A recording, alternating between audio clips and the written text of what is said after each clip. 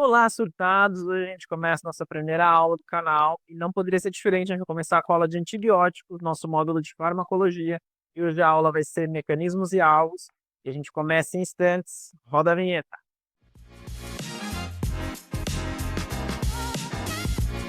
Muito bem, então a gente vai começar com a aula zero hoje, falando de mecanismos e alvos. Então, quais são as classes? Em que lugares elas atuam? Qual a importância disso na clínica? Uma das aulas mais pedidas, também uma das aulas menos compreendidas pelos alunos.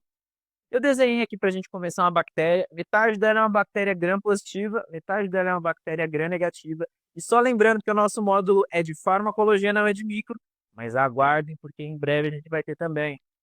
Uma bactéria gram-positiva é uma bactéria que ela tem parede celular exclusivamente, parede celular. E essa parede celular ela é feita de açúcar e são várias camadas, é quase uma muralha da China. E essas camadas são em torno de 40 camadas de açúcares empilhados. Já a nossa bactéria, a gram-negativa, ela tem uma camada mais fina desse açúcar, mas ela tem uma membrana externa, é quase como um muro de Berlim protegendo ela. Então elas têm diferenças importantes, inclusive onde os antibióticos atuam. A gente vai começar falando da parede celular e de onde atuam os antibióticos de parede. Então, a parede ela é feita de açúcar. Quem são esses açúcares? A gente tem esse açúcar vermelhinho, que é um tal de NAN, isso, ácido N-acetilmurânico. E a gente também tem a bolinha azul, que é o NAG, isso, ácido N-acetilglicosanina. Esses dois açúcares, eles são ligados. E vocês vão lembrar lá da aula do ensino médio de vocês, lá do primeiro ano da tia Maria, que açúcar a gente chama de glicose. Se eu estou ligando dois açúcares, então eu estou falando de uma transglicosilação. Exatamente. Então, essa ligação entre os açúcares é o que eu chamo de transglicosilação. Só que essas camadas de açúcares, elas são ligadas entre si. Só que elas são ligadas por esse conjunto de peptídeos que estão entre elas. Então a gente tem, e os mais importantes para a gente saber, o resto vocês podem ignorar, é esse laranjinha que a gente chama de D-alanina, para os íntimos, D-ala, D-ala, D-ala. E a verdinha que a gente chama de L-visina, mas para os íntimos a gente chama de L-lis. Como que essa ligação, essa ponte acontece entre elas? A gente tem uma enzima, e essa enzima é ela quem vai realizar essa reação. Essa enzima é assim, amarelinho aqui, que ela é chamada de PBP. PBP, João? Sim, Penicillin Binding Protein, porque aqui nós também somos internacionais. Mas a PBP, ela faz o seguinte, ela retira uma deala desse lado, e ela retira uma deala desse lado. Nesse processo é liberado uma molécula muito importante, uma tal de ATP, a ATP, vocês vão lembrar também das aulas do ensino médio, aquela moeda de troca, aquela moeda de energia da célula. E aí a nossa PDP, ela vai ligar a D-ala de um lado com a L-bisina do outro. Só que vocês lembram que eu acabei de falar que isso daqui é um peptídeo. E a gente está falando do açúcar. Esse açúcar se chama peptidoglicano, porque tem peptídeo no meio. Então, essa reação entre peptídeos, a gente vai chamar ela de transpeptidação. Exatamente. Então, essa ligação cruzada a gente vai chamar ela de transpeptidação. Transpeptidação. Entre peptídeos. Aí vocês vão falar, João, calma. Você falou que a aula era de farmacologia. E parece que agora é uma aula de microbiologia. Mas a verdade é que eu estou falando desse mecanismo porque a nossa primeira classe de antibióticos, a mais importante, a mais poderosa, a mais famosa de todas, ela atua justamente aqui. E eu estou falando dos beta-lactâmicos. Beta-lactâmicos? Sim. Vocês ainda não reconheceram, mas vocês vão lembrar quando eu falar o primeiro exemplo. Porque o primeiro representante é a penicilina. Penicilina? Sim, aquela do tio Fene, que foi sair de férias, largou as plaquinhas de full, quando voltou não tinha bactérias mais esperando. E um exemplo de penicilina é a benzetacil, que talvez vocês não se lembrem, mas quando vocês eram crianças, tinha infecção na garganta, o médico falava assim, mãe, leva a criança ali na sala de enfermagem. Aí chegava lá e a enfermeira falava assim, mãe, vira criança, abaixa um pouco a calça dela que eu vou aplicar uma edição rapidinha na bunda dela. Vocês saíam gritando, chorando, depois ia embora para casa e a infecção de garganta sumia. Então, um exemplo daqui é a benzetacil. Outro representante muito famoso, se vocês conhecem, é a amoxicilina, aquela que todo mundo compra sem prescrição na farmácia de bairro. Depois nós temos as cefalosporinas as queridinhas do postinho. E por último, mas não menos importante, os carbapenêmicos. E aqui com eles a barra é pesada. Todos esses beta-lactâmicos, eles atuam na PBP. Então eles impedem que a PBP trabalhe. Se a PBP não trabalha, ela não consegue fazer essa ponte entre elas. João, então tudo que atua em parede atua em PBP? Não, calma. Existe uma outra classe, que são os glicopeptídeos. Glicopeptídeos, sim. O mais importante para vocês saberem é a vancomicina. Vancomicina? Exato. E ela atua igual a eles? Não, calma. Vocês lembram que eu desenhei agora há pouco que antes da nossa transpeptidação acontecer, a gente tinha 2 dealas, correto? E vocês também lembram que eu falei que para essa ligação acontecer, a PBP precisa retirar esses 2 dealas para ter energia para fazer a ponte. Aonde que a vancomicina atua? Ela forma uma barreira, um capuz entre as 2 delaninas. Então percebam que se a vancomicina faz essa proteção, a PBP consegue trabalhar? É claro que não. Então, isso é pergunta de prova. Anotem. O professor gosta de perguntar assim. Tanto beta-lactâmicos quanto glicopeptídeos atuam inibindo a síntese da parede celular das bactérias. Explique a diferença. Resposta de ouro, o professor vai ler, vai falar, nossa, esse aluno aqui assistiu minha aula. Vocês não vão contar que foi a aula do João. Esse aluno assistiu minha aula, ele entendeu tudo que eu falei. A resposta é, os beta-lactâmicos, eles atuam na transpeptidação. Ou seja, eles atuam justamente na enzima, na PBP. A vancomicina, ela atua formando uma barreira entre as 2 delaninas. Ela nem deixa a PBP trabalhar. Então, enquanto os beta-lactâmicos atuam em PBP, a vancomicina ela atua impedindo que a PBP trabalhe, ela nem trabalha. Tudo bem? Resposta padrão ouro? Então lembrem, esses são os nossos antibióticos de parede. E agora vamos para a nossa próxima classe, que essa daqui é queridinha. Essa daqui é ranking de prescrições assim no Brasil. Nós temos os antibióticos que eles atuam em DNA. O DNA das bactérias funciona assim. Ele é super enrolado. E o DNA, ele é quase como os livros que a gente lê. Para poder ler, precisa abrir. Então, a gente tem uma enzima, que eu já vou contar quem é, que ela pega esse DNA, ela desdobra esse DNA e depois ela junta ele. Ou seja, ela abre o DNA. Essa enzima é essa tesourinha aqui, uma tal de topoisomerase. João, topoisomerase? É coisa de farmacêutico. Os melhores que existem. De tipo 2. O que acontece? Essa topoisomerase, ela corta, tira a tensão e gruda de novo. A nossa classe de antibióticos, ela atua justamente nessa tesourinha aqui. Eu estou falando das fluorquinolonas. João, fluorquinolonas? É. Se vocês não se ligaram, vocês vão se ligar agora no primeiro representante delas. Eu estou falando do ciprofloxacino. Esse daqui é o queridinho. As mulheres chegam no pronto-socorro, chegam no consultório, reclamam que tem até naquela ardência, aquela dor para urinar. A primeira coisa que o médico prescreve, ciprofloxacino. Ele é campeão de prescrição no Brasil de antibiótico. Tá certo? Tá errado? Não sei. Se eu fosse vocês, eu aguardava até a aula de fluoroquinolona. É o único representante? Claro que não, mas ele é o mais importante. Depois dele, nós temos o levofloxacino. E por último, mas não menos importante, o moxifloxacino. E com isso nós fechamos a nossa classe de antibióticos que atuam em DNA. Agora nós temos outro antibiótico que ele não atua diretamente no DNA, mas ele atua no metabolismo, ou seja, preparando aquelas letrinhas que a gente usa para poder fazer a síntese do DNA.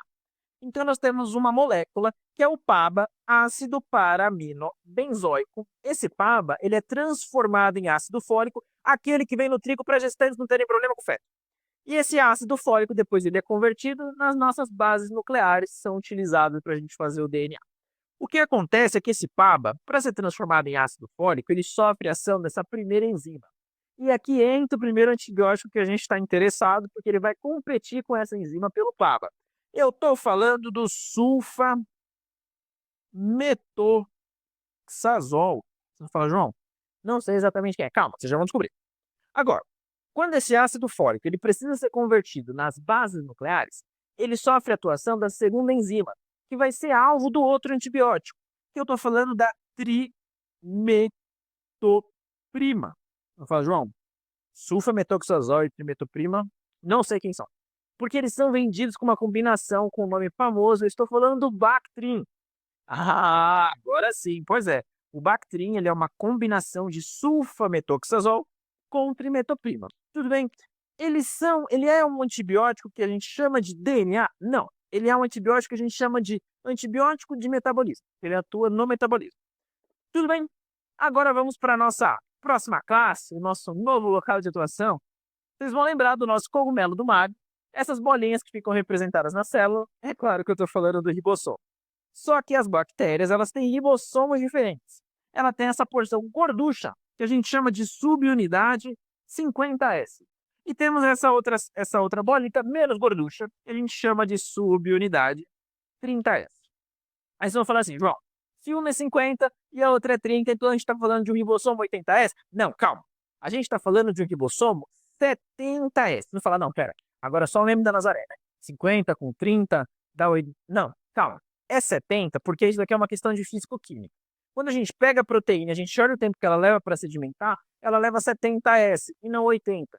Então aqui não tem nada a ver com matemática, é um problema da físico-química. Isso é importante? É. Por quê? Se a bactéria tem um ribossomo 70S e nós, humanos, temos ribossomos 80S, então tem uma diferença clínica importante, talvez seja um alvo interessante para a gente estudar. Então vamos olhar. A gente tem medicamentos que vão atuar em 50 e antibióticos que vão atuar em 30. Então vamos começar falando dos de 50.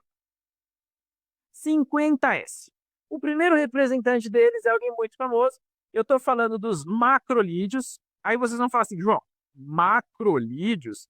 Não lembro quem são os macrolídeos, mas eu vou dar um exemplo para refrescar a memória. Eu estou falando da azitromicina, aquela que durante a pandemia de Covid foi super prescrita pelos médicos. Além dos macrolídeos, a gente vai ter também a clindamicina. Além da clindamicina, a gente está falando do cloranfenicol. Cloranfenicol. E por último, mas não menos importante, a linezolida. João, todos eles atuam iguais? Não, calma. Vocês vão lembrar das aulas do ensino médio que o ribossomo tinha qual função mesmo? Ele pegava aquele RNA mensageiro, passava pelo ribossomo e saía a formação da proteína, certo? Só que tinha um monte de etapa que vocês viram já nessas aulas complexas sobre transcrição, tradução. O que importa pra gente? Quando o RNA mensageiro ele chega no ribossomo, ele precisa passar pelo ribossomo para ser lido, né? O que acontece é que o macrolídeo ele trava a passagem do RNA mensageiro no ribossomo. Então, se o RNA mensageiro não passa, ele nem pode ser lido. Aí ela fala, João, mas estava escrito no livro e no slide do professor que os macrolídeos eles são inibidores o que mesmo? Da translocação do RNA e dos aminoácidos. Porque translocação significa passar. Então, como os macrolídeos eles impedem a passagem, eles são inibidores da translocação. Exatamente. Agora vamos para o passo 2. Vamos supor que esse nosso RNA mensageiro passou pelo ribossomo. Se ele passou pelo ribossomo, ele começa agora, ó, a puxar aminoácido para colocar, para começar a formar a nossa proteína. Quem que faz essa inibição da ligação, da colocação do aminoácido? A clindamicina. Então, a clindamicina, ela impede que aconteça uma tal de elongação. Porque o que é elongação? Chega o próximo aminoácido, a gente gruda e segue. Então, vocês vão ver que vai estar lá no slide ou no livro técnico que a clindamicina, ela é o inibitor da transelongação. Por quê? Porque ela inibe que continue a formação dessa nossa proteína, desse nosso peptídeo. Em seguida, nós temos o cloranfenicol. O cloranfenicol é o seguinte, quando eu pego dois aminoácidos e eu junto eles precisam ser ligados, né? Uma ligação química. O cloranfenicol, ele impede a ligação desses aminoácidos. E por último, mas não menos importante, nós temos a linezolida. E a linezolida, ela parece aquele amigo de vocês, talarico. E quando ele vai junto com vocês no rolê, não vai rolar nada, nem entre vocês, muito menos entre as subunidades, quando a linezolida está presente. Porque o que a linezolida faz? Quando chega a unidade 50S, a subunidade 30S, ela se interpõe no meio. Então, ou seja, se as subunidades não conseguem se juntar, não tem nem leitura do RNA mensageiro. Então, é isso que a linezolida faz. Tudo bem? Anotem que isso é importante. Então, percebam que existe um racional entre os nossos antibióticos de unidade 50S. Eles foram feitos para vocês decorarem? Não. Foram feitos para vocês pesquisarem o ChatGPT durante a consulta? Também não. Eles têm uma lógica em sequência porque foram feitos para serem entendidos. Tudo bem? Anotem, crianças. Agora falando daqueles que atuam na subunidade 30S. A primeira classe ela é perigosíssima porque ela tem um representante que precisa ter atenção. Nós estamos falando dos aminoglicosídeos. João, não sei quem são. O representante mais poderoso, o representante com mais cuidado tem que ser utilizado. Eu estou falando da gentamicina. Gentamicina. João, por quê? Porque a gentamicina ela corre o risco da ototoxicidade. Ou seja, o paciente pode utilizar e perder a audição. Ou também pode perder o quê? O equilíbrio, que também é bastante frequente. E por último, mas não menos importante, nós temos as tetraciclinas. Você fala, João, eles atuam iguais? Claro que não. Porque os aminoglicosídeos, o mecanismo deles de ação é assim. Eles fazem com que o nosso RNA mensageiro que chegou, ele seja lido de uma forma completamente errada. Então ele começa a inserir aminoácidos errados. Se os aminoácidos são errados, a proteína também é errada. Só que ele tem um problema, ele tem um plus. Essa proteína que é formada errada, ela é tóxica para a própria bactéria. Então, os aminoglicosídeos, diferente das nossas outras classes aqui, elas são bactericidas. Os outros são bacteriostáticos. Bactericida mata, bacteriostático trava, congela. Então, por que os aminoglicosídeos são os únicos que são bactericidas, João? Porque eles fazem o quê? Eles começam a formar proteínas que são tóxicas e começam a contaminar a bactéria por dentro. Tudo bem? Beleza? E esses são os nossos antibióticos de ribossomo. Tudo bem? Agora nós vamos falar do nosso último lugar, que não é menos importante do que o restante. Pelo contrário, temos antibióticos poderosíssimos aqui.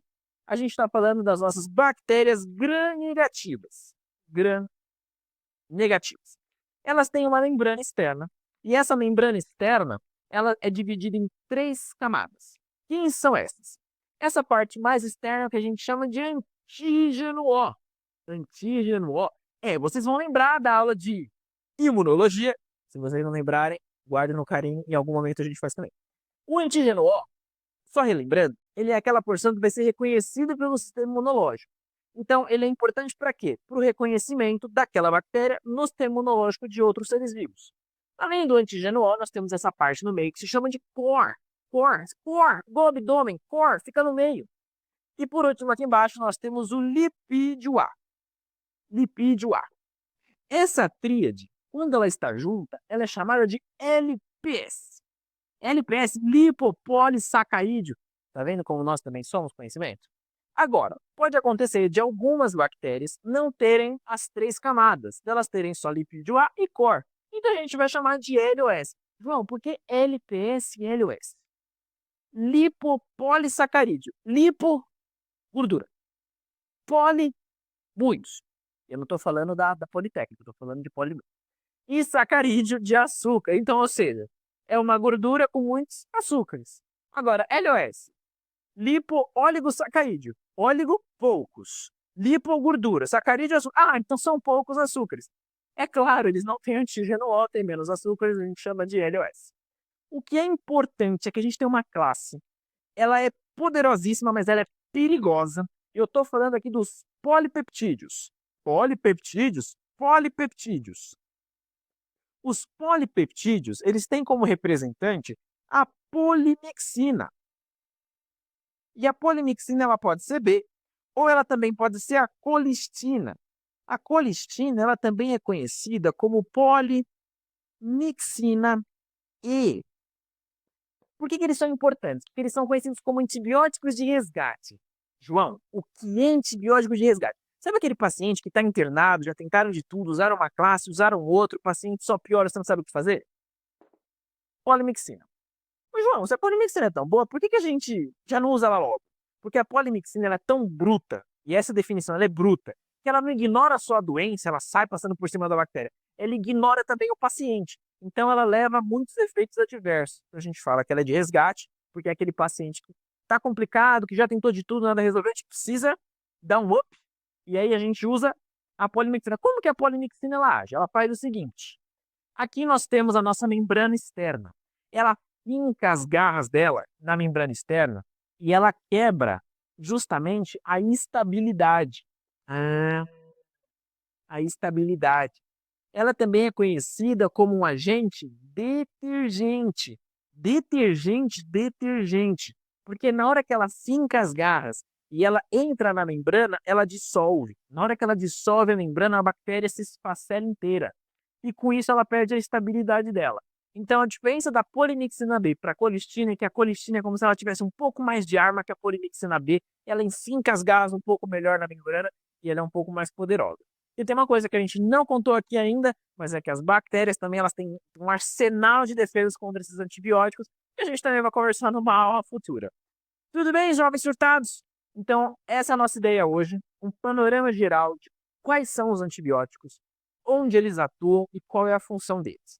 Nas próximas aulas, a gente vai discutir cada uma dessas classes, falando onde atua um, onde atua outro, qual é a importância, qual que é a diferença de eu usar uma polimixina B, qual é a diferença de eu usar um macronídeo, onde é que eu uso uma fluoroquinolona. E, como eu sei que vocês são desesperados, e vocês não vão lembrar de tudo isso na véspera da prova, vocês vão ficar, meu Deus, cadê tudo? Onde está?